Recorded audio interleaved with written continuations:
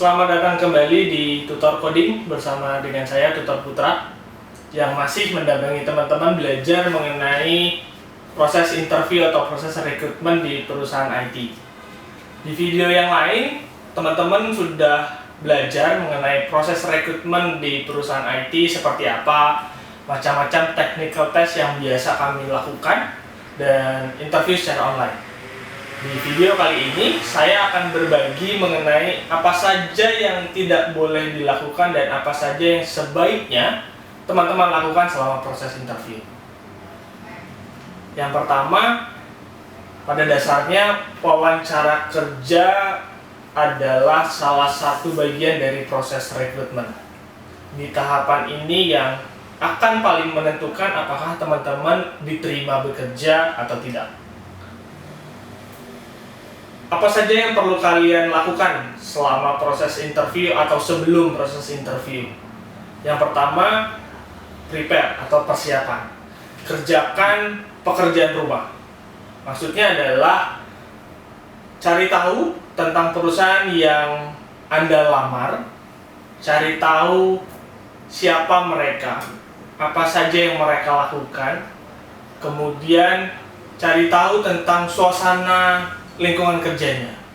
Kalian bisa melakukan di Google atau cari di sosial media lainnya. Kalau di zaman sekarang banyak perusahaan IT melakukan branding melalui sosial media seperti Instagram, TikTok, Twitter, dan segala macam.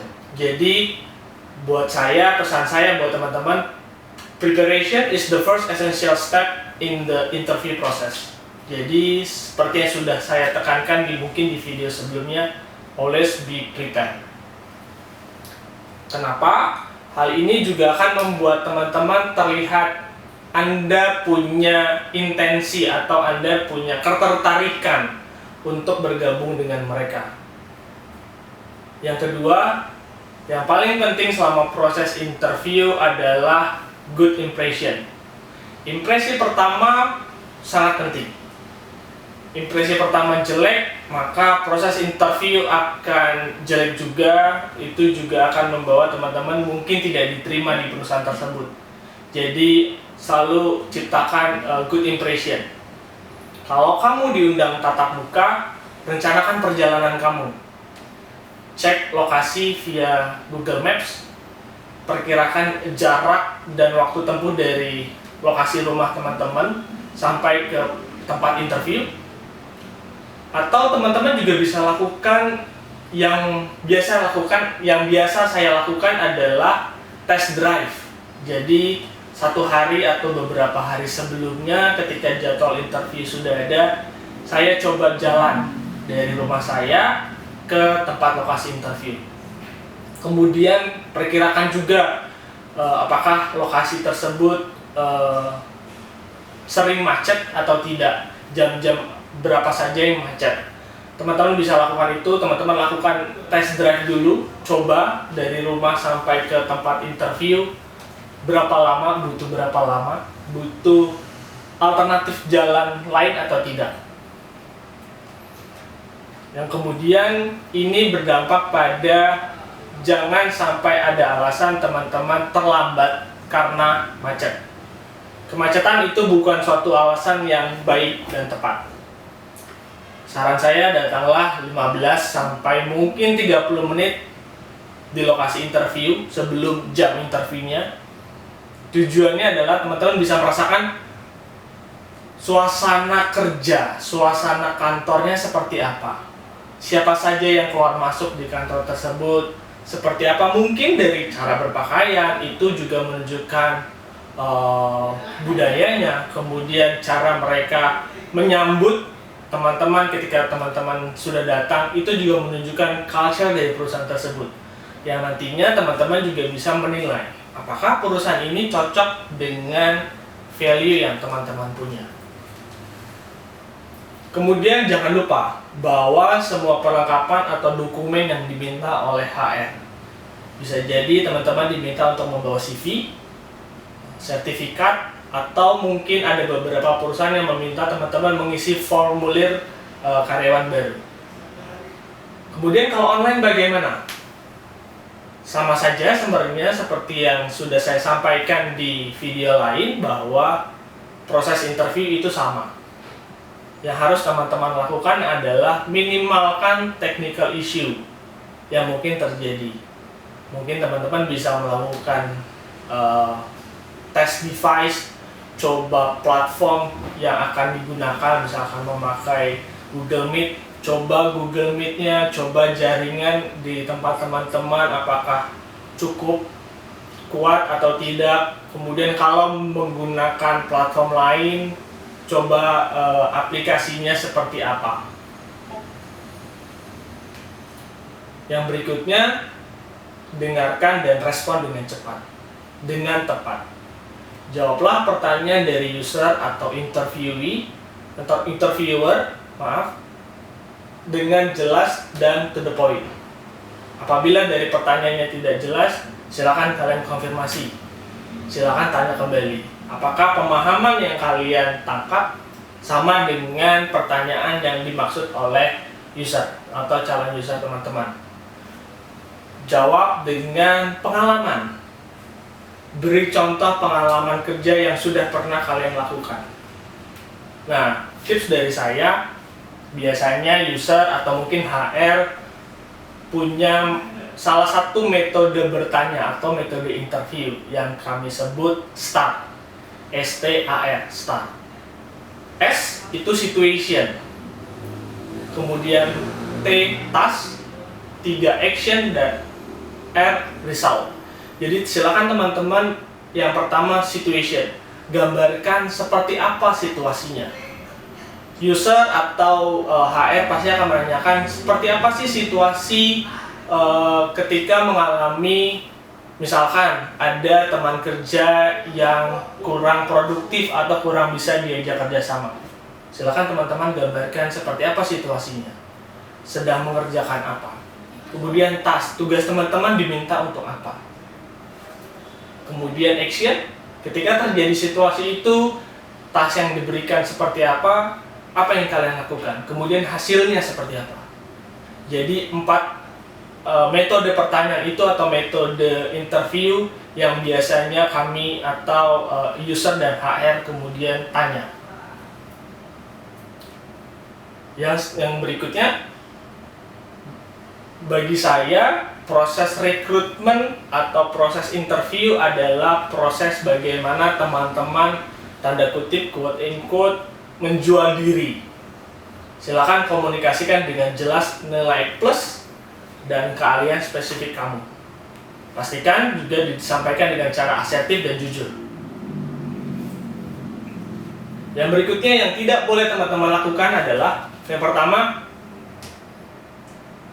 kerap kali para calon karyawan ini terdorong untuk, karena mencari pekerjaan baru, terdorong untuk menjelek-jelekan, tanda kutip, atau membicarakan terlalu banyak tentang perusahaan yang sekarang, tempat teman-teman bekerja, dan rekan kerjanya. Nah, hindari menjelek-jelekan rekan kerja dan perusahaan tempat kalian bekerja sekarang. Karena kami atau user, HR, akan mengasumsikan bahwa kalau teman-teman melakukan itu, maka nantinya teman-teman juga akan melakukan hal yang sama. Contoh, teman-teman akan bergabung dengan perusahaan saya. Teman-teman terlalu banyak membicarakan, oh saya di perusahaan sekarang kurang ini, kurang ini. Teman kerja saya kurang A, kurang B, kurang C. Terlalu banyak hal negatif yang teman-teman bicarakan atau sampaikan. Nah, kami para HR juga berpikir, jangan-jangan nanti ketika kalian kami terima di tempat kami, kemudian nantinya resign, kalian juga melakukan hal yang sama. Hal itu bisa kami lihat bagaimana teman-teman bekerja secara profesional atau tidak. Jadi usahakan hindari menjelek-jelekan perusahaan atau rekan kerja teman-teman. Yang kedua, memberikan pernyataan yang kurang tepat. Jawablah pertanyaan dengan jujur dan sedekat mungkin dengan intinya. Jelaskan hal-hal tentang diri Anda yang berhubungan dengan posisi yang ditawarkan dan mencerminkan pengalaman masa lalu teman-teman. Misalkan teman-teman ditanya, kalian melamar sebagai front-end developer atau katakanlah back-end developer. Ditanya oleh user, apakah kamu melakukan atau menerapkan apakah teman-teman menerapkan yang namanya solid principle? Contohnya seperti itu. Kalau kalian belum pernah menerapkan itu, silakan jawab belum pernah. Jangan kemudian teman-teman jawab pernah, tapi kemudian user menggali lebih lanjut nih, sejauh mana teman-teman kenal atau melakukan yang namanya tadi contoh solid principle. Ketika teman-teman berbohong bahwa sebenarnya belum pernah mengerjakan, tapi teman-teman bilang, oh saya sudah menerapkan solid principle. Ketika digali lebih lanjut, teman-teman tidak bisa menjawab. Nah, itu berarti kemudian hal negatif yang kami tangkap bahwa teman-teman tidak jujur. Jadi, kalau memang kalian tidak pernah melakukan atau tidak pernah menjadi ekspertis di tempat itu, jawab saja tidak. Tapi, sebagai gantinya adalah tunjukkan bahwa teman-teman mau belajar. Tunjukkan teman-teman mau mengasah keterampilan hal baru. Tunjukkan seberapa cepat teman-teman belajar hal baru tersebut. Itu menjadi penting. Karena kami juga mau melihat seberapa besar usaha teman-teman untuk mau berkembang. Oke, yang berikutnya, selalu asumsikan setiap pertemuan dengan user atau dengan HR itu adalah sebagai rangkaian proses rekrutmen dan interview. Bisa jadi teman-teman diundang atau pada tahap interview yang mungkin tatap muka, tapi dilakukan tidak di kantor, tapi mungkin bisa jadi di kafe atau restoran. Di sana, ingatlah setiap kesempatan itu digunakan untuk menilai teman-teman.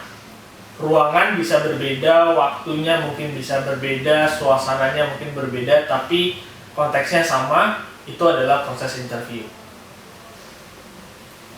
Bagaimana dengan online? Seperti mungkin saya sempat jelaskan di video yang lain dan mungkin tadi juga saya sempat mention sedikit, offline maupun online sama saja.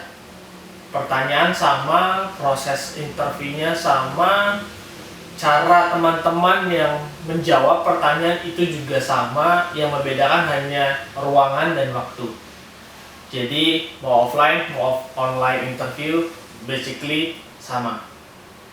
Demikian dari saya penjelasan atau mungkin insight untuk teman-teman tentang apa yang seharusnya teman-teman lakukan dan apa yang tidak boleh atau teman-teman sebaiknya hindari selama proses rekrutmen dan proses interview di kantor atau perusahaan yang teman-teman lamar.